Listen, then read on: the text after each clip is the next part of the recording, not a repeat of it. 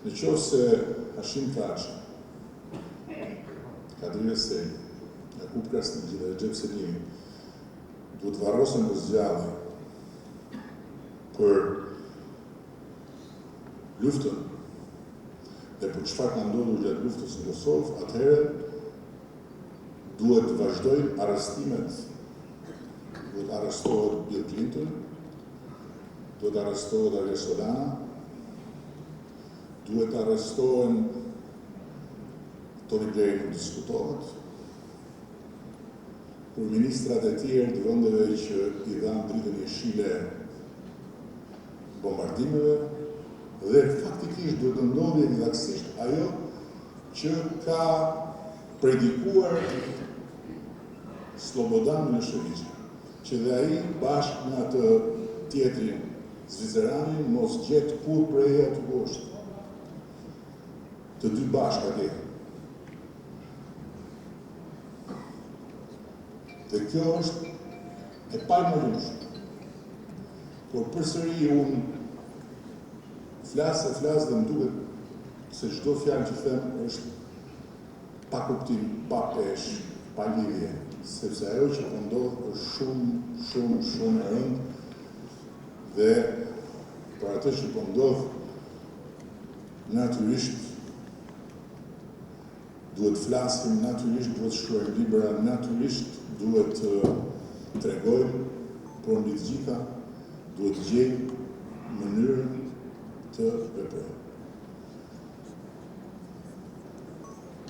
E përsëris nuk e kam përgjigjen se si, por besoj që bashkarisht të dyja shtetet tona mund ta gjejnë një përgjigje se si. Që në fund fare të mos i themi vetes si nuk provuam të bëjmë dhe këtë apo dhe këtë, por t'i provojmë që të gjitha, natyrisht brenda normave të cilave jemi nënshtruar me vullnetin e lirë dhe plot si pjesë e bashkësisë demokratike, si pjesë e bashkësisë euroatlantike dhe kështu me radhë.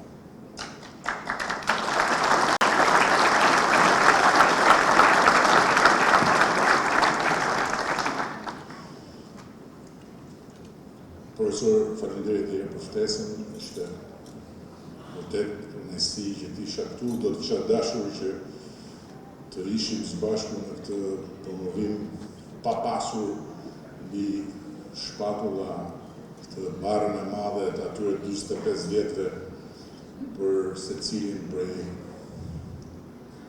4 pengjeve të drejtësisë ndërkombëtare, por siç e ka treguar dhe historia e Kosovës dhe historia e Shqirimit të Kosovës dhe historia e shtetë-ndërtimit të Kosovës, ka sfidat të cilat i zgjedhin, ka sfidat të cilat na zgjedhin. Ajo që na takon është që të mos i lëmë pa i fituar të parat dhe të mos i shmangemi të dytave, duke bërë gjithçka që kemi në dorë për t'i fituar. Unë besoj që nëse shpresa si shton vdes e fundit, shpresa lidhur me kërkimin e drejtësisë dhe mbi të gjitha lidhur me besimin tek rruga e arsyes atyre që do t'japin gjykim përfundimtar, nuk do vdes dhe në asnjë mënyrë nuk duhet lënë që të vdes. Shumë faleminderit gjithë.